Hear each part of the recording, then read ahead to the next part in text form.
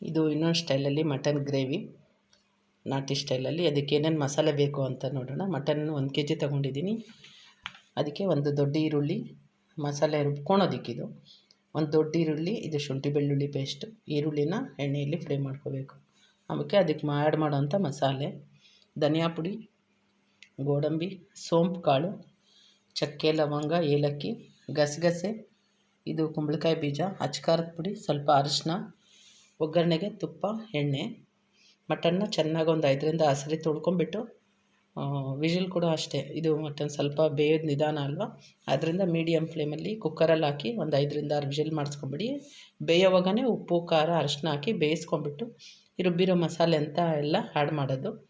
ಲಾಸ್ಟಲ್ಲಿ ಸ್ವಲ್ಪ ಕೊತ್ತಂಬರಿ ಕಡೆ ರುಬ್ಕೊಂಬಿಟ್ಟು ಮಸಾಲೆ ಜೊತೆ ಆ್ಯಡ್ ಮಾಡೋದು. ಈಸಿ ಇದು, ತುಂಬ ಚೆನ್ನಾಗಿರುತ್ತೆ. ರೈಸ್ ಜೊತೆ, ಮುದ್ದೆ ಜೊತೆ, ಚಪಾತಿ, ದೋಸೆ, ಇಡ್ಲಿ ಜೊತೆ ಎಲ್ಲನೂ.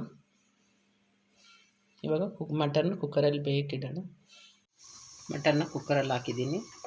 ರುಚಿಗೆ ತಕ್ಕಷ್ಟು ಉಪ್ಪು ಹಾಕ್ಕೊಳ್ಳೋಣ.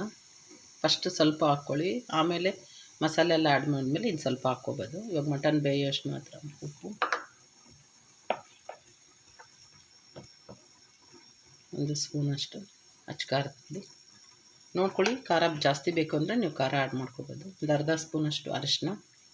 ಇದು ಸ್ವಲ್ಪ ಮುಚ್ಚಿಟ್ಬಿಡೋಣ. ಆಮೇಲೆ ನೀರು ಹಾಕ್ಬಿಟ್ಟು ಕಲಿಸ್ಬಿಟ್ಟು 5ರಿಂದ 6 ವಿಜಿಲ್ ಮಾಡಿಸೋಣ. ಉಪ್ಪು, ಖಾರ, ಅರಿಶಿನ ಎಲ್ಲ ಹಾಕಿದ್ಮೇಲೆ ಮೇಲೆ 1 ಸ್ಪೂನಷ್ಟು ತುಪ್ಪನ ಹಾಕ್ಬಿಟ್ಟು ಚೆನ್ನಾಗಿ ಮಿಕ್ಸ್ ಮಾಡಿ, ಆಮೇಲೆ ಮಟನ್ ಮುಳುಗುವಷ್ಟು ನೀರು ಹಾಕ್ಬಿಟ್ಟು ಬೇಯಿಸ್ಕೊಂಡಿದ್ದಾನೆ. ಚೆನ್ನಾಗಿ ಕಲಸೋಣ ಫಸ್ಟು. ಮಟನ್ನಲ್ಲಿರುವಂಥ ತೇವಾಂಶ ಎಲ್ಲ ಹೊರಟೋದ್ಮೇಲೆ ಇವಾಗ ಮಟನ್ ಬೇಯೋಷ್ಟು ನೀರು ಹಾಕ್ಬಿಟ್ಟು ಕುಕ್ಕರ್ ವಿಜಿಲ್ ಮಾಡಿಸೋಣ. ಮೀಡಿಯಮ್ ಫ್ಲೇಮೇ ಇರಲಿ, ಹೈ ಮಾಡಬೇಡಿ. ಹೈ ಮಾಡಿದ್ರೆ ಚೆನ್ನಾಗಿ ಒಳಗಡೆ ಎಲ್ಲ ಬೇಯೋದಿಲ್ಲ. ಮಸಾಲೆಗೆ ಈರುಳ್ಳಿ ಕಟ್ ಮಾಡ್ಕೊಂಡಿದ್ದಲ್ಲ ಅದು ಹಾಕ್ಕೊಂಡು ಸ್ವಲ್ಪ ಫ್ರೈ ಮಾಡ್ಕೊಳ್ಳೋಣ. ಶುಂಠಿ ಬೆಳ್ಳುಳ್ಳಿ ಪೇಸ್ಟ್ ಜೊತೆ ನುಣ್ಣಗೆ ರುಬ್ಕೊಳ್ಳೋಣ. ಲಾಸ್ಟಲ್ಲಿ ಸ್ವಲ್ಪ ಕೊತ್ತಂಬರಿ ಆ್ಯಡ್ ಮಾಡೋಣ, ಜಾಸ್ತಿ ಬೇಡ.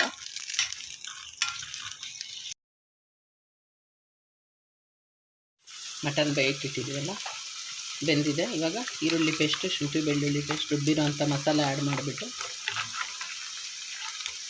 ಇನ್ನೊಂದು 10 ನಿಮಿಷ ಬೇಯಿಸ್ಕೊಳ್ಳೋಣ.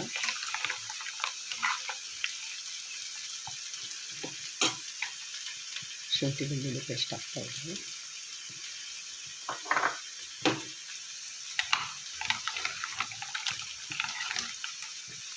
ಇದು ಕೊಬ್ಬರಿ, ಗಸಗಸೆ, ಗೋಡಂಬಿ, ಸ್ವಲ್ಪ ಪಂಪ್ಕಿನ್ ಸೀಡ್ಸು, ಸೋಂಪು ಎಲ್ಲ ರುಬ್ಬಿದ್ವಲ್ಲ ಆ ಪೇಸ್ಟ್,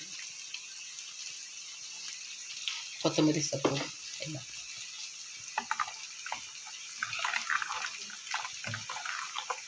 ಇದು ಮಸಾಲೆ ಎಲ್ಲ ಚೆನ್ನಾಗಿ ಕಲಿಯೋವರೆಗೂ ಹಿಂಗೆ ಮಾಡಿ, ಆಮೇಲೆ ಒಂದು 10 ನಿಮಿಷ ಬೇಯಿಸಿ. ಒಂದು 10 ನಿಮಿಷ ಮಸಾಲೆ ಎಲ್ಲ ಹಾಕಿ ಕುದಿಸಿದ್ಮೇಲೆ ಮಟನ್ ಜೊತೆ ಚೆನ್ನಾಗಿ ಮಸಾಲೆ ಎಲ್ಲ ಬೆಂದಿದೆ. ಇವಾಗ ಸರ್ವಿಂಗ್ ಬೌಲ್ಗೆ ತಗೊಂಡು ಸರ್ವ್ ಮಾಡ್ಕೋಬೋದು. ನೋಡಿ ಫ್ರೆಂಡ್ಸ್, ಮಟನ್ ಗ್ರೇವಿ, ಮಟನ್ ಸಾರು ರೆಡಿ ಇದೆ, ನಾಟಿ ಸ್ಟೈಲ್ದು. ಇದು ಬಿರಿಯಾನಿ ಜೊತೆ, ವೈಟ್ ರೈಸು, ಚಪಾತಿ, ದೋಸೆ, ಇಡ್ಲಿ ಎಲ್ಲದ್ರ ಜೊತೆನೂ ತುಂಬ ಚೆನ್ನಾಗಿರುತ್ತೆ. ದಯವಿಟ್ಟು ನನ್ನ ಚಾನಲ್ನ ಸಬ್ಸ್ಕ್ರೈಬ್ ಮಾಡಿ, ಲೈಕ್ ಮಾಡಿ, ಶೇರ್ ಮಾಡಿ. Thank you friends. ನಮಸ್ಕಾರ.